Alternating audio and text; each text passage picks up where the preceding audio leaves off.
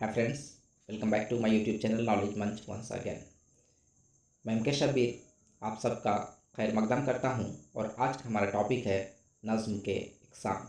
तो फ्रेंड्स, नज़्म के टाइप्स पर हम लोग बात करेंगे, लेकिन पहले एक सरसरी नज़र से देखते हैं कि नज़्म किसको कहते हैं। नज़्म के लघवी मानी मोती पिरोने के हैं, यानी एक लड़ी में मोतियों को पिरोना। नज़्म हर दौर में मकबूल सिर्फ रही। कुली कुतुब शाह से लेकर दौर जदीद तक हर दौर में इसकी मिसाल मिलती है। ख्याल व फ़िक्र की शेराज़ाबंदी, तसलसल और रब्त, यही नज़्म की खूबी है। एक अलहदा सिर्फ सुखन की हैसियत से नज़्म हमें सबसे पहले नज़ीर अकबर आबादी की शायरी में नज़र आती है। तो नज़्म के इक़साम पे बात करें तो यहाँ पर चार टाइप्स में हम लोग इसको डिवाइड कर सकते हैं।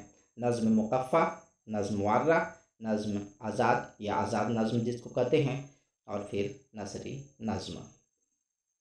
नज़्म मुक़फ़्फ़ा ऐसी नज़्म जिसमें बहर और काफ़ियों की तरतीब में मुक़र्ररा असूलों की पाबंदी की जाए, नज़्म मुक़फ़्फ़ा कहलाती है।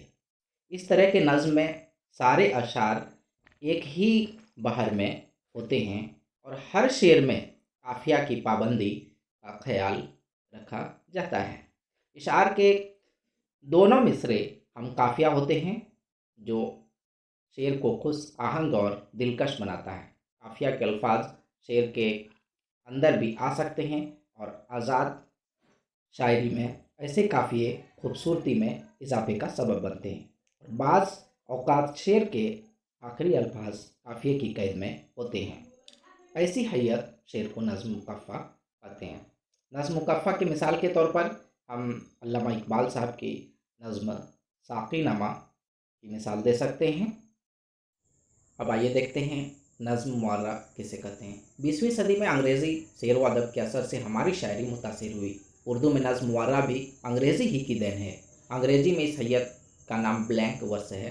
अंग्रेज़ी अदब में ब्लैंक वर्स का सेहरा हावर्ड अरल ऑफ्सरे के सर जाता है। इसी ने अंग्रेज़ी में शायरी ब्लैंक वर्स से रोशन कराया। 20वीं सदी में गालिबन हर बड़े शायर ने नज़्म मुअर्रा में शायरी की है। तरक्की पसंद तहरीक से भी इसे बढ़ावा मिला। अरबाब अहले ज़ौक़ के शोरा ने नज़्म मुअर्रा को इस्तेहकाम बख्शा। इनमें काबिल ज़िक्र नाम है नून मीम राशिद, मेराजी, फैज़ अहमद फैज़, अख्तरुल इमान, महमूद जालंधरी, यूसुफ ज़फ़र वगैरह का। ऐसी नज़्म को नज़्म मुअर्रा कहते हैं जिसमें मिसरों की अरकान की तादाद बराबर हो, यानी एक ही बहर में हो मगर उनका काफ़िया ना हो। नज़्म मुअर्रा को अंग्रेज़ी में ब्लैंक वर्स कहते हैं, ये मैंने पहले ही बताया। अंग्रेज़ी में नज़्म मुअर्रा सिर्फ एक बहर में लिखी जाती है, लेकिन उर्दू शायरों ने इसके लिए मुख्तलिफ बहरों का इस्तेमाल किया है। इसलिए उर्दू में हर वह नज़्म जो किसी भी बहर में हो मगर जिसमें काफ़िया की पाबंदी हो, नज़्म मुअर्रा कहलाती है। नज़्म मुअर्रा की मिसाल के तौर पर यहाँ फैज़ अहमद फैज़ साहब की एक नज़्म दी गई है, फिर कोई आया दिलजार नहीं कोई नहीं। तो फ्रेंड्स, इसे आप पूरा देख। अब आइए देखते हैं कि आज़ाद नज़्म किसे कहते हैं। फ्रांस के जिद्दत पसंद शोरा ने नस्र व नज़्म के बाहमी इम्तियाज़ात को रद्द करके दोनों के इम्तजाज से एक नई हैयत की तश्कील की, जिसकी बुनियाद व उरूज़ और उनकी पाबंदी यासूती एज़ा के शुमार के बजाय आहंग व एक़ा के उसूल पर थी। इस उसूल के तहत जज्बात के उतार चढ़ाव और अल्फाज के बहाव के साथ कलाम में खुद ब खुद रवानी और ज़ेर-वम की कैफियत पैदा हो जाती है।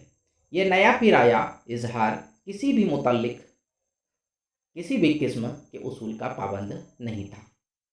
इन नज़रियात व ख़यालात में नए शोरा के लिए कशिश का खासा सामान था। कदीम उसूलों से बेजारी और नए ज़माने की तेज़ रफ्तारी का साथ देने के लिए बेरोक इजहार ख्याल के वसीलों की ज़रूरत के एहसास ने शोरा को आज़ाद नज़्म अपनाने और राइज़ करने पर आमादा किया। ये आवाज़ें, जो आज़ाद नज़्म की आवाज़ें थी, समंदर पार करके हिंदुस्तान भी पहुंची। उर्दू के वो नौजवान शोरा जो अपने यहाँ की शेरी रवायात से गैर मुतमईन थे और बिल्कुल आज़ादाना तौर पर इजहार ख्याल करना चाहते थे, उसी ने नई आवाज़ को अपनाया और बहुत ही थोड़े अरसे के बाद उर्दू दुनिया आज़ाद नज़्म के इनकलाबी तजर्बे से आशना हो गई। ये तजर्बा अपनी इनकलाबियत और हंगामा खेजी की वजह से तो अहम था ही, ये पहला तजुर्बा भी था जो हम असर मगरबी अदब के किसी तजर्बे के ज़ेर असर वजूद में आया था और मुस्तकबिल में इस किस्म के नए तजर्बों के लिए राहें खुल दी। उर्दू में आज़ाद नज़्म की इब्तदा तसद्दुक़ हुसैन खालिद की नज़मों से होती है। खालिद ने अंग्रेज़ी और फ्रांसीसी आज़ाद शोरा के मुताले से उर्दू में इस रवायत की दाग बेल डाली। नज़्म आज़ाद को मगरबी शायरी में फ्री वर्स कहते हैं। उर्दू शायरी में नज़्म आज़ाद मगरबी शायरी से ही आई है। आज़ाद नज़्म शायर बाहर इख्तियार करके अरकान को कम या ज़्यादा कर सकता है, जिसकी वजह से इसमें शेर तवील और मुख्तसर हो जाते हैं। बाज़ मिसरे तो एक रुकनी भी होते हैं।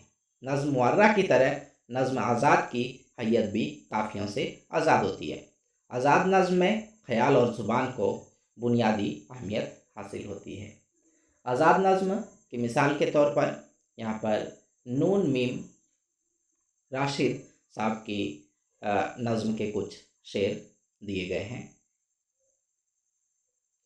रक्स नज़्म से लिए गए ये शेर है। और फ्रेंड्स, अब आइए देखते हैं नसरी नज़्म। तो नसरी नज़्म किसे कहते हैं?